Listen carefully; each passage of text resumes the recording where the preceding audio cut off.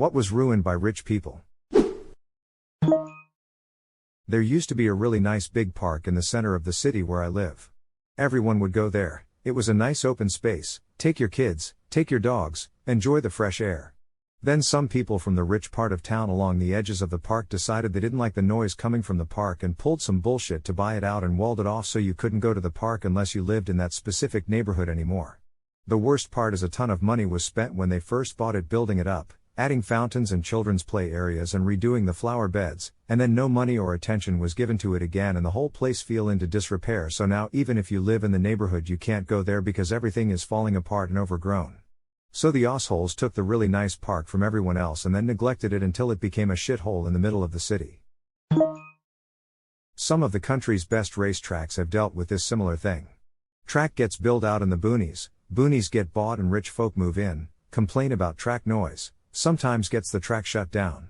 Personally, I believe some sort of it was here first regarding things like parks and racetracks should exist to stop this from happening. This is happening to Cletus McFarland's racetrack in Florida right now. He sunk his savings into resurrecting an old racetrack, made it into a very popular and profitable business that brings in people from all across the country. It's in the middle of nowhere so they're always free to do whatever they want without noise limits, but some rich contractor bought the land right next to it to develop 4,000 homes and it's going to put the track in jeopardy. Happens with live music at pubs. Dickholes move in, complain about the noise, the live music gets shut down, the pub gets boring because nothing ever happens, then everyone, including the dickholes, complain there is never anything to do and bands never tour anywhere nearby. Back in the 90s, my family moved into a development in a mountain town. The road wasn't even paved when we started building the house. For most of my formative years, it was great. There were bike paths through the woods, and some bridges over the lakes, a gas station with a shitty pizza place, lakes you couldn't swim in or use motor boats on, and there would be block parties every summer. It was a middle-class development with some upper and lower middle class as well. Then the houses started to go up and the rich folks moved in. They blocked off the bike trails when they built their homes near them, complained about the usual shenanigans the adults and kids got into, capture the flag at 9 p.m, nope, not anymore, the coups will get called. Then they ruined the block parties by moving them to their cul-de-sac, and ending them early. Number 2 a.m. burgers cooked by drunk dads who snuck off and got stoned with the teens, no firing the cannon my granddad built, no water balloon fight, and instead of DJs, we got the joy of music from their 3 convertibles tuned to WSUK. Also the neighbors that were cool before, started becoming sycophants. Oh, and they half-funded an effort to make the lake swimmable, ruined the fishing and never finished, so no swimming or fishing. Having come from a vaguely similar background, I have say, we were probably the first wave of rich people coming in and ruining it, and just not smart enough to realize it at the time. Concerts. You can't even buy a beer at one for what a general admission ticket used to cost and people still pay for it. I stopped drinking at shows because of it. I have a couple beers in the parking lot, sip on a bottle of water in the show, and not go stand in the bathroom line every 45 minutes saves me a ton of money too. Thrift stores. My wife and I follow a TikTok account of this guy who just goes into various thrift stores to show how absurd it is. Mug with no handle for a 1995 graduation party? $8.99 used stick of deodorant? $4.99 used birthday candles taped back up in original packaging that were sold at Dollar General brand new for $3? You can snag those up for $4.99 at Goodwill. This YouTube video gives you a good idea of the bullshit they're doing. I used to thrift a lot and found it got ruined right when that damn Macklemore song came out. It's like he told everyone a secret. I used to be able to go thrifting and come back with like 3 new work shirts and a pair of pants for like $15. Good clothes too, some with the tag still on it. After that damn song, good luck finding my size at all. The clothes that were left were all shit, and they want $10 for a shirt now. Another thing that contributed to this was thrift stores and places like Goodwill doing their own auction sites. So now they take all the high-value items and auction them off. This makes it pretty much impossible to find a gem on the shelf anymore. Oh boy, do I have a lot to say about this. It's off topic for the original post, but I feel compelled to have a rant about the current state of op shops, thrift stores. They've been ruined by ultra-fast fashion. I didn't visit an op shop for about a year during COVID, and when I revisited my old favorite shops, most were overstocked with overpriced shine crap because the old ladies who volunteer to sort clothes don't know just how cheap and shitty it is. The op shop where I volunteer has a long list of brands they won't resell, so at least there's no shine on the shelves, but it still gets donated and it mostly just gets thrown away. Some will be made into rags, but a lot of the fabrics are so cheap I doubt they're even good for that. So people are buying plastic clothes made by people who are almost certainly being exploited, having those clothes shipped across the planet just to try them on and realize they don't fit right, they'll never fit right. Well-fitting clothes take time and money, and then they drop them off to the op shop, which probably makes them feel like they're doing something good, but all they're doing is making someone else get rid of their trash. First it was LuLaRoe, now it's shine trash everywhere. I don't even bother looking anymore, it's so depressing. I wouldn't take that stuff home if they gave it out free. I have enough wash rags. ThredUp is a problem too. I got a shirt from them last month new with the original price tag, and the original price was cheaper than what they sold it for. Clothing brands. Carhartt, Dickies, Levi's and many more. Like, why did a Dickies t-shirt go from $15 to almost $40 in a few years? I remember not long ago Champion was the cheap Walmart brand no one wanted. Now it's an overpriced name brand. I don't understand it. Champion is a brand people are shelling out for now? The school says you absolutely must have a t-shirt for gym brand? Good God. You can guess a person's age by their opinion on Champion. Old FS like me remember when Champion was a premium brand, made the official/authentic jerseys for the NBA, and their tees were $30 plus, which would be like paying $40 to $50 for a tee nowadays. Then, Champion fell off the map before becoming a cheap-ass brand you could find at Walmart. Then, Champion became a fashion brand again and starting doing collabs with Todd Snyder. Back in the day Champion was on the same level as Nike for sportswear. Young people are absolutely shocked that people pay good money for Champion sweatshirts nowadays. Dickies used to be the clothes of a working man out here in rural America. Now, they're too expensive for the working men to afford. Also, the quality is shit now. Big inconsistencies in the size of their products with the same size label. I like Dickies shorts, but some of my size 32 are fall off when I stand up too big, while the last size 32 I bought the hook they use instead of buttons blew off my first exhale the first time I tried them on. Same with Levi's. Have to try everything on, otherwise the 3 different pants with the size 32 waist and 34 leg will all fit differently. Old school ski mountains with family vibes and stoner lifties rocking to music. We always watched those silly ski patrol movies about the big corporations coming in and making them yuppieville, and then it happened. New people bought the local mountain and they were desperately trying to find guys to work there. Lots of people were interested until they found out there was a mandatory drug test. Imagine drug testing your ski bums in a legal state. Something tells me that policy is gone next year. I work at a local hill that was bought by a large corporation a little over a year ago. At their introductory meeting for all employees, they said while there is a drug test, marijuana is not a disqualifier. Sounds like a lesson they learned the hard way. Do Americans really drug test for random jobs? Here in Australia it's only truck drivers and shit like that. Party Mountain? You just need a quick ski competition to save the youth center person shrugging. I stopped going to professional sports because I can only afford shitty seats. Not worth the effort anymore. For a fun day out with you and a friend at an NFL game will run you around $500. Or you could watch it on your big screen TV at home, which has better play-by-play and angles than being at the game where you end up watching half of it on a monitor anyway. Unless I get tickets for free, I don't even bother going to sporting events anymore. Baseball is the only sport I'll go to. Can still find $5 cheap seat tickets or less than $40 standing room tickets for rivalry games.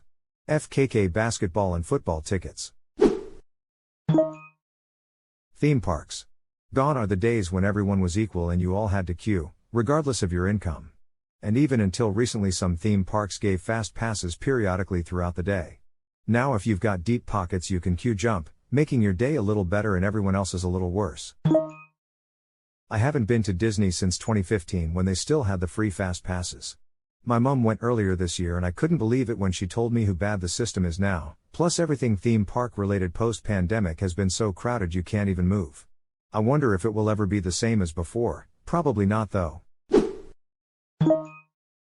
Collecting in the past few years, the price of little collectibles and things of that sort have gone insanely high. Cards, action figures, you name it, just look up any sub for a hobby and you'll see people dropping your entire salary in one day. Lego. I kind of collect it, but I know I will never own all of the figures and sets I would like, because they're locked away behind such insane amounts of money. I'm in my mid-40s and earn decent money. Recently had a hunt around online for some of the small sets I had when I was a kid, space ones, as I was feeling a bit nostalgic and thought they'd be fun to play with again. Yeah, nah. I can get them, but I'd have to sell my car to pay for them. And that wouldn't cover the whole cost. No freaking way I'm spending thousands on a few small Lego sets. Being poor. I can't even be homeless without trying to fight for a camping spot. Ha, there are rich folks camping in their Benz Sprinter in front of my apartment as I type this. Concerts. And sporting events. Even NASCAR tickets are expensive, now. My God, I swear basketball tickets are thrice as expensive as they were pre-pandemic. The standard of living for everyone else. Montessori schools. The method was created to be able to teach poor orphans well despite little funding. Now it's some sort of elite schooling for $20K plus a year. Renting the overabundance of Airbnbs and $2,000 studio apartments in rural/suburban places is outrageous and ruining the possibility for low-income and working-class people to have a roof over their heads. I live in New York State, and ever since COVID all these city richies are buying up all the cheap places in the country to try and make a profit, as if they need any more money. Fuck Airbnb, alternative title, F unregulated short-term rental markets. Instagram.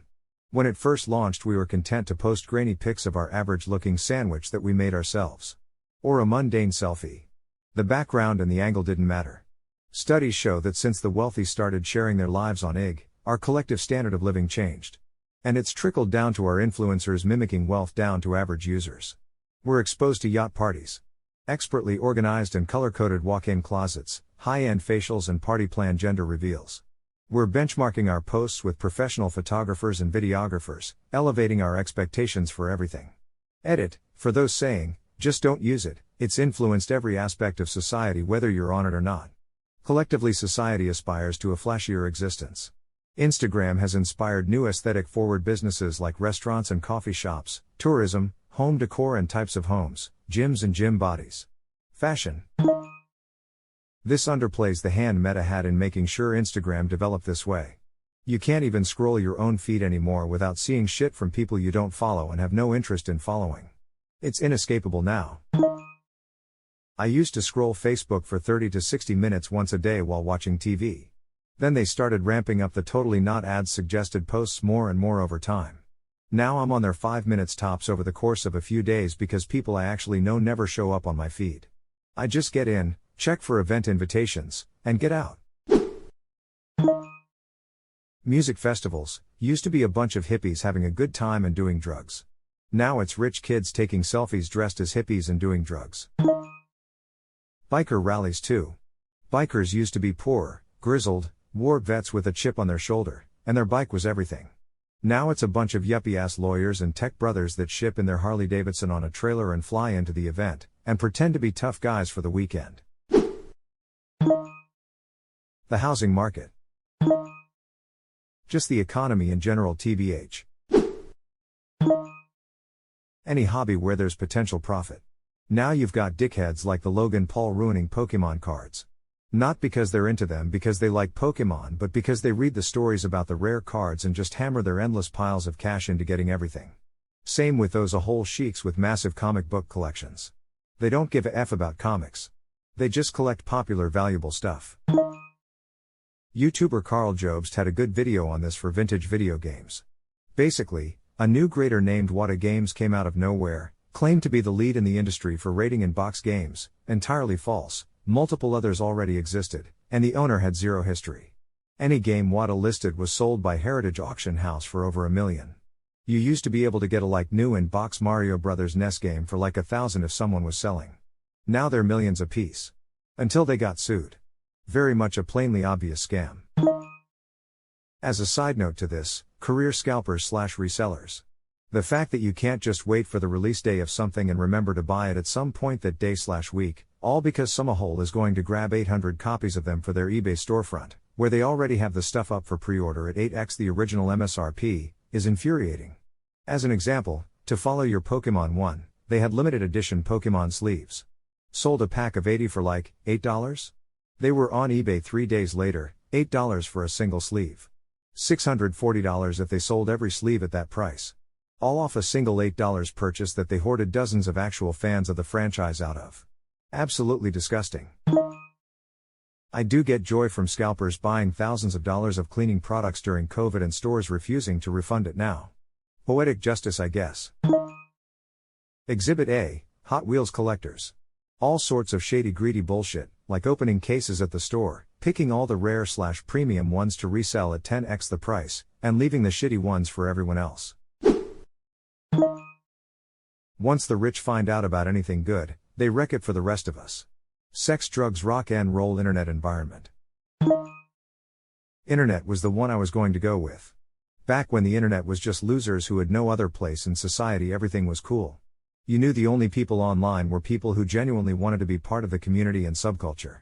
Then the rich people found out about it, and now it's nothing but ads, subscriptions, fees, data gathering, and rich people pretending to be hip. I had little to no friends growing up, so pretty much a loser. I found internet forums and made friends and stuff, finally felt accepted.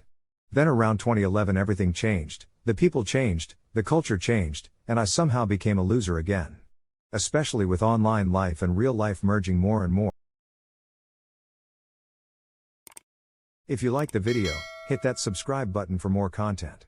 I post every day and I'll see you next time with more stories.